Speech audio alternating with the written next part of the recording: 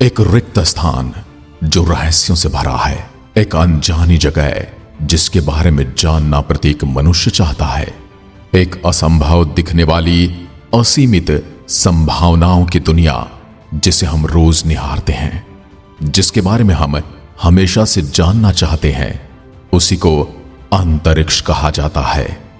अंतरिक्ष युग की वास्तविक शुरुआत 14 अक्टूबर 1957 को हुई, जब रूस ने अपना पहला उपग्रह पृथ्वी की कक्षा में स्थापित किया।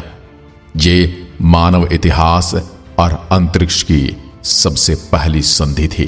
3 नवंबर 1957 को रूस का एक डॉग अंतरिक्षयान स्पुतनिक 2 में बैठकर पृथ्वी की परिक्रमा करने वाला पहला जीव बन गया। ये जीवन और अंतरिक्ष के बीच में पहली मुलाकात थी। सोवियत संघ के यूरी गागरिन अंतरिक्ष में जाने वाले पहले मानव थे। ये मनुष्य और अंतरिक्ष की पहली भेंट थी। उनके वाहन वोस्तोक 1 ने 108 मिनट की उड़ान के साथ 27,400 किलोमीटर प्रति घंटे की गति से पृथ्वी की परिक्रमा की। वोस्तोक की पुनः प्रविष्टि को एक कंप्यूटर द्वारा नियंत्रित किया गया था। प्रारंभिक अमेरिकी मानव अंतरिक्ष उड़ान कार्यक्रमों के विपरीत यूरी गगारिन कैप्सूल के अंदर नहीं उतरे थे। उन्होंने बाद में कहा था, मैं आग वाले बादलों से घिरा था और पृथ्वी की ओर बढ़ रहा था। 10 मिनट पहले तार जल गया और गागरिन का कैप्सूल मुक्त हुआ। कैप्सूल के जमीन पर टकराने से पहले गागरिन ने सुरक्षित उतरने के लिए पैराशूट से छलांग लगा दी और वोल्गा नदी के किनारे पर उतरे। यह फेडरेशन एरोनॉटिक इंटरनेशनल के प्रावधानों का उल्लंघन था, जिसके अनुसार अंतरिक्ष यात्री को अंतरिक्ष यान में ही लैंड करना होगा, नहीं तो उसे अंतरिक्ष यात्रा की गिनती में नहीं रखा जाएगा। रूसी अधिकारियों ने इस बात को छुपाए रखा। यूरी गागरिन ने आखिर के कुछ किलोमीटर की यात्रा अंतरिक्ष यान में नहीं की। यह बात जाहिर नहीं होने दी। इसके चलते FAI ने इस यात्रा को मान लिया। बाद में जानकारी मिलने के बाद संबंधित प्रावधानों को बदलते हुए सुरक्षित प्रक्षेपण कक्षा में स्थापित होने और अंतरिक्ष यात्री की सकुशल वापसी को अहम कदम मान लिया गया और इसे मंजूरी दे दी गई। आज यूरी गागरिन इतिहास पुरुष बन चुके हैं, लेकिन जब वो पहली बार अंतरिक्ष यात्रा पर जा रहे थे तो अंदर ही अंदर कहीं न कहीं मन में डर भी था कि वो वापस पृथ्वी पर लौट भी पाएंगे या नहीं। लेकिन वो न केवल वापस लौटे, बल्कि उनकी अंतरिक्ष यात्रा एक मिसाल बन गई, एक मील का पत्थर बन गई, जो आने वाली पीढ़ियों को जब तक मानव सभ्यता है मार्गदर्शन करती रहेंगी। 12 अप्रैल को उन्होंने पहली बार पृथ्वी की सैर की और इतिहास बन गया। जब गागरिन सोवियत अंतरिक्षयान वोस्ताक से रवाना हुए तो किसी को नहीं मालूम था कि अंतरिक्ष में क्या होने वाला है। वापस आने के बाद वे अपने देश की नहीं बल्कि दुनिया भर के हीरो बन चुके थे। सोवियत वैज्ञानिकों को डर था कि गागरिन जब अंतरिक्ष में भार शून्यता यानी कि जीरो ग्रेविटी की स्थिति का सामना करेंगे तो शायद बेहोश हो जाएंगे। हुआ उल्टा, वो न केवल वहां अच्छे रहे बल्कि भार शून्यता का आनंद भी लिया। धरती पर भेजे संदेश में गागरिन ने कहा कि भार शून्यता की स्थिति उन्हें अच्छी लग रही है। मिशन के दौरान उन्होंने बहादुरी और समझ की मिसाल पेश की। एक मौके पर गागरिन से अंतरिक्ष में कहा गया कि वह टेप फाड़कर एक पुर्जे को जोड़ें, क्योंकि जमीन पर इंजीनियर उसे जोड़ना भूल गए। एक बार उनसे कंट्रोल पैनल में लगी कांटेक्ट की बत्ती को ठीक करने के लिए कहा गया। उन्होंने सब कुछ बड़े ध्यान से किया और उसे बड़ी बहादुरी से संभाला। जिस तरह से यूरी गागरिन की पहली यात्रा की लैंडिंग को छुपाया गया था, वैसे ही उनके मौत के कारणों को भी छुपाया गया था। वो एक विमान हादसे में मारे गए थे। जब वो मारे गए तब उनकी उम्र मात्र 34 वर्ष की थी और जब वो अंतरिक्ष में गए थे तब वह केवल 27 साल के थे। तब यह अफवाह उड़ी कि यूरी शराब के नशे में विमान उड़ा रहे थे। उन्होंने आत्महत्या कर ली। इससे भी बड़ी एक और अफवाह फैली कि वो ये थी कि यूरी के विमान पर एलियंस ने हमला कर दिया है, क्योंकि वो अंतरिक्ष में जाने वाले पहले व्यक्ति थे, इसीलिए एलियंस ने उन्हें मार गिरा है। कुछ समय तक ये चर्चाएं भी होती रही कि यूरी जिंदा है। कुछ लोगों ने उन्हें देखने का दावा भी किया। यह भी कहा गया कि सरकार ने उन्हें सुरक्षा कारणों से छुपा कर रखा हुआ है। परंतु जितना विमान को उड़ाना या अंतरिक्ष में जाना मुश्किल होता है, उससे कहीं ज्यादा मुश्किल है अंतरिक्ष से वापस आना। आज हम इसी पर चर्चा करेंगे कि अंतरिक्ष से धरती पर आया कैसे जाते हैं। समय समय पर अंतरिक्ष यात्री स्पेस में जाते रहते हैं, लेकिन ये आप जानते हैं किसी भी एस्ट्रोनॉट का अंतरिक्ष में जाकर वहां एक्सपेरिमेंट करना तो आसान है, जबकि सबसे खतरनाक वहां जाना और फिर अंतरिक्ष से वापस आना होता है। इसलिए आप ये सोचने की गलती बिल्कुल मत करना कि आप अंतरिक्ष में आसानी से पहुंचकर वापस आ सकते हैं। यह सफर इतना खतरनाक और डरावना होता है कि इसमें आपकी जान भी जा सकती है। और सबसे बड़ी बात है, लैंडिंग किसी भी यान के लिए किसी भी ग्रह पर सबसे मुश्किल चरण होता है, क्योंकि उड़ान तो आप भर सकते हैं, लेकिन उड़ान के बाद सफल लैंडिंग ही आपकी उड़ान को सफल उड़ान साबित करती है। शायद आप ये नहीं जानते हो कि कल्पना चावला जो अंतरिक्ष में जाने वाली पहली भारतीय महिला थी, जब उनका अंतरिक्ष यान पृथ्वी पर आ रहा था तो उनके साथ एक हादसा हुआ, जिस कारण कल्पना चावला और उनके साथ बैठे अंतरिक्ष यात्रियों की मौत हो गई थी। जिसके बारे में हमने डिटेल में एक वीडियो बनाई है, जिसे आप हमारे चैनल पर जाकर देख सकते हैं और समझ सकते हैं कि क्या हुआ था उस दिन कल्पना चावला के साथ और उनके साथियों के साथ। नासा इस बात को कभी नहीं बताता, लेकिन खबरों की माने तो कल्पना चावला और उनके साथियों की मौत की वजह अंतरिक्ष यान के इंजन में खराबी थी। उनके स्पेसक्राफ्ट में एक होल हो गया था और ये बात नासा ने उन्हें नहीं बताई थी।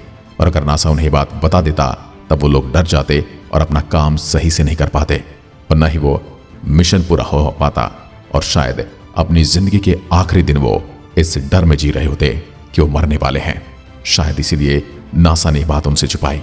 अब जानते कि किन किन खतरों का सामना करना पड़ता है अंतरिक्ष से या फिर किसी दूसरे ग्रह या चंद्रमा से वापस पृथ्वी पर आने में। दोस्तों, सबसे पहले आपके लिए जान लेना जरूरी है कि अंतरिक्ष में रॉकेट वापस नहीं आता, बल्कि उसकी जगह पर स्पेसक्राफ्ट यानी अंतरिक्ष यान वापस आता है। रॉकेट और स्पेसक्राफ्ट दोनों अलग अलग होते हैं। रॉकेट वो है जो न्यूटन के तीसरे नियम पर काम करता है और किसी भी चीज को विपरीत दिशा में गति प्रदान करता है। अंतरिक्ष में जाने के लिए रॉकेट और स्पेसक्राफ्ट दोनों जरूरी होते हैं। स्पेसक्राफ्ट में वैज्ञानिक या फिर कोई उपकरण होता है, जबकि रॉकेट में होता है ईंधन। जब पृथ्वी से अंतरिक्ष यात्री को स्पेस में भेजा जाता है तब उस स्पेसक्राफ्ट में भेजा जाता है और यह स्पेसक्राफ्ट को रॉकेट में इंजन के साथ जोड़ दिया जाता है। रॉकेट के अलग अलग पुर्जे होते हैं जो एक निर्धारित समय के बाद रॉकेट से अलग हो जाते हैं, और यह प्रक्रिया तब तक चलती रहती है जब तक स्पेसक्राफ्ट अंतरिक्ष में पहुंच न जाए। दोस्तों, अंतरिक्ष में स्पेसक्राफ्ट का मेन काम होता है इसके अगले हिस्से में उसका पूरा कंट्रोलिंग सिस्टम, जहां से अंतरिक्ष यात्री उसे कंट्रोल करते हैं। जब यह स्पेसक्राफ्ट अंतरिक्ष में पहुंचता है तब इसका रॉकेट इंजन भी उससे अलग हो जाता है। यहां से शुरुआत होती है स्पेसक्राफ्ट के सफर की। अंतरिक्ष यात्री से ठीक वैसे ही उड़ाते हैं जैसे पायलट प्लेन को। अंतरिक्ष में इंटरनेशनल स्पेस स्टेशन एस्ट्रोनॉट्स के लिए एक होटल की तरह होता है, जिसमें कई मॉड्यूल, इक्विपमेंट्स और कई फैसिलिटीज मौजूद होती हैं। और अंतरिक्ष में जाने वाले अधिकतर एस्ट्रोनॉट्स अपने रिसर्च और एक्सपेरिमेंट को ISS से ही परफॉर्म करते हैं।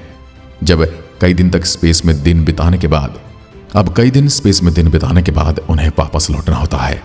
इन अंतरिक्ष यात्रियों को धरती पर आने के लिए अपना सफर शुरू करना होता है।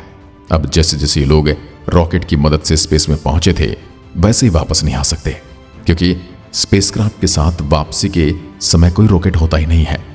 और जैसे ही स्पेसक्राफ्ट अंतरिक्ष में पहुंचता है तब रॉकेट उससे अलग हो जाता है। अब ये अंतरिक्ष यात्री स्पेसक्राफ्ट के माध्यम से वापसी करते हैं। ये स्पेसक्राफ्ट 17,500 मील प्रति घंटे की रफ्तार से पृथ्वी की तरफ ट्रेवल कर रहे होते हैं। स्पेसक्राफ्ट पृथ्वी के चारों ओर चक्कर लगाता हुआ इसके वायुमंडल में प्रवेश करता है। इस दौरान उस स्पेसक्राफ्ट को गर्म और तेज हवाओं का सामना करना पड़ता है। और दोस्तों, यह हवाएं इतनी ज्यादा खतरनाक होती हैं कि इनका दबाव और घर्षण के कारण स्पेसक्राफ्ट जलकर राख भी हो सकता है, जैसे कि पृथ्वी की ओर बढ़ने वाले उल्कापिंड और छोटे छोटे कॉमेट्स रास्ते में ही हमारे वायुमंडल में जलकर राख हो जाते हैं और पृथ्वी तक पहुंच ही नहीं पाते। हालांकि इस सिचुएशन से बचने के लिए स्पेसक्राफ्ट की ऊपरी सतह पर एक खास तरह की हीट रेजिस्टेंट चादर लगाई जाती है, और अगर ये चादर नहीं होगी या फिर टूट जाती है तो फिर स्पेसक्राफ्ट का पृथ्वी पर आना मुश्किल हो जाता है। जैसे ही फिर ये स्पेसक्राफ्ट पृथ्वी की सतह के नजदीक आता जाता है, ये पैदल उड़ने लगता है। अब आता है लैंडिंग का समय। दोस्तों, स्पेसक्राफ्ट भी ठीक एक एरोप्लेन की तरह ही लैंडिंग करता है, और एरोप्लेन की तरह इसकी लैंडिंग भी एयरपोर्ट रनवे पर ही होती है, और स्पेसक्राफ्ट के पहिए भी खुल जाते हैं।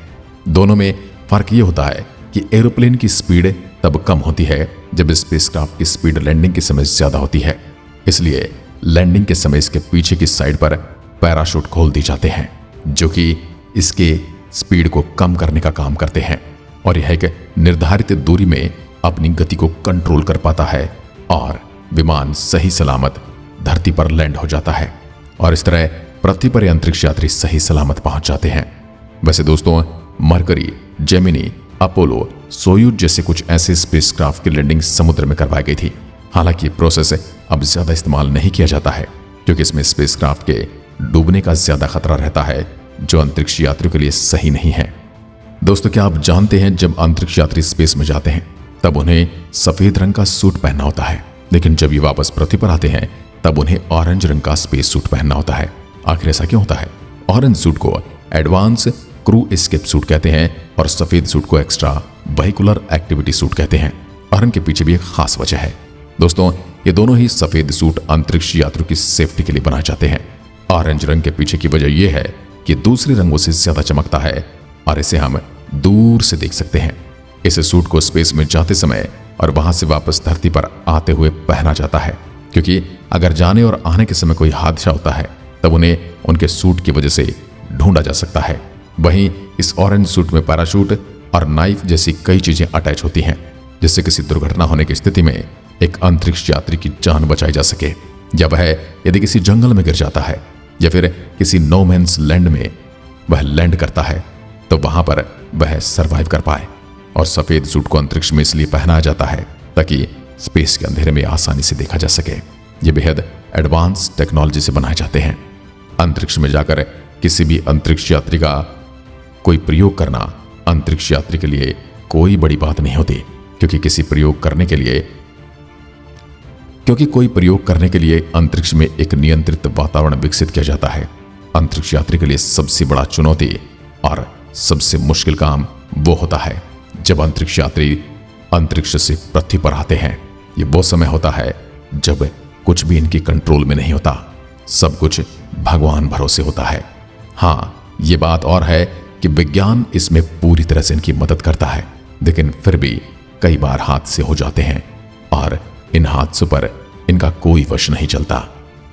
आज की वीडियो में बस इतना ही। अगर वीडियो पसंद आई तो लाइक कीजिए और ऐसी वीडियोस के लिए चैनल को सब्सक्राइब जरूर करें। धन्यवाद। जय हिंद, जय भारत।